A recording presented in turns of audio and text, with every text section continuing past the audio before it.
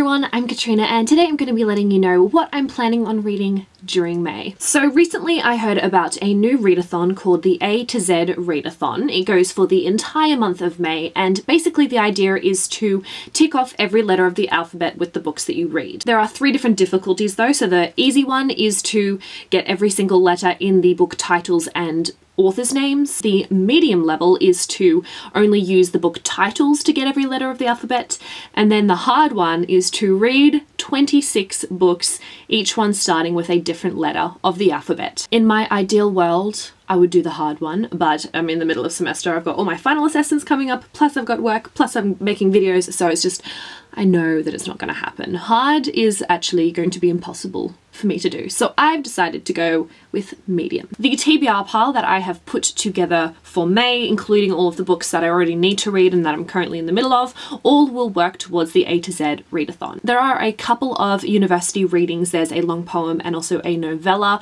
which I may use to go towards the A to Z readathon. If I don't, then I will have to find some substitutes for those, but for the meantime I'm thinking of doing that. Not 100% sure yet, so guess you'll find out in my wrap up. But I'm going to start out with the books that I am currently in the middle of. I am listening to the Sherlock Holmes Definitive Edition audiobook, which is narrated by Stephen Fry. This is an extremely long audiobook, so I'm kind of listening to it on and off between other audiobooks, so I will make a little more progress with this one, but I probably won't finish it. I'm also currently listening to the audiobook of American Gods by Neil Gaiman. I'm very, very close to finishing the audiobook for this one. I think I've got about 2 hours left, so I should finish it quite early on in the month of May. I also have about 100 pages left of Lyriel by Garth Nix. This is the sequel to Sabriel. I also have roughly 100 pages left of A Court of Thorns and Roses by Sarah J. Maas. So those are the 4 books that I'm currently in the middle of, and I have another 4 on my TBR pile that I'm hoping to start and finish this month. The One and Only Ivan by Katherine Applegate. This one I do also have an audiobook, so I think I might actually listen to this one after I finish American Gods. The audiobook is only about 4 hours long, which is quite understandable because look at the spacing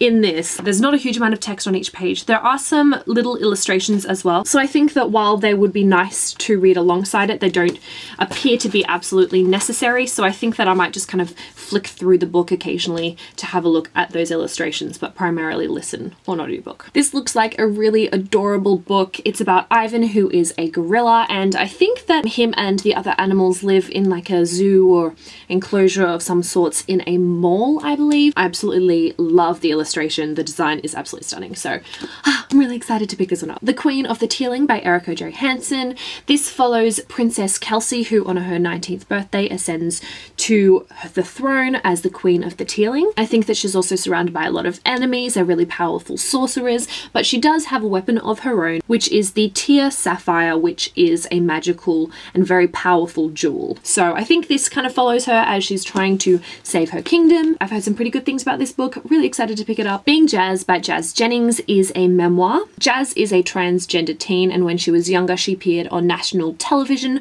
talking about being transgender, and I think that in this book we will kind of follow her transition as well as a lot of the after effects of being so open about being transgender, all the positives and the struggles that she's faced as well. This is a book that has also been frequently challenged and banned as well. I first heard about it when I was doing Banned Books Week and the Banned Bookathon last year, so when I saw it in the bookstore I decided to pick it up and give it a read. The last book that I'm going to be talking about is another non-fiction, and it is absolutely tiny, so I can just whiz through this one. But this is Vegetarian Vampires by Jennifer MacDonald. This is one that I was sent for review from the publisher For Pity's Sake. I'm fairly sure that in this one the author talks through a lot of her epiphanies relating to the 7 spiritual laws of success. So again, this is absolutely tiny. It's shy of 90 pages, so should be a quick one to get through, I think. So those are all of the books that I'm hoping to read during the month of May. A bit ambitious, but I'm really excited about this readathon. I honestly really wish that I could do the hard version of this. Maybe at some point in the future, if they do it again, then I will, or maybe I'll just set myself the challenge to do that once university's finished. Anyway, thank you so much for watching. I hope you enjoyed this video, and I will see you later today with my final video of April. But until then, I'll talk to you in the comments. Bye!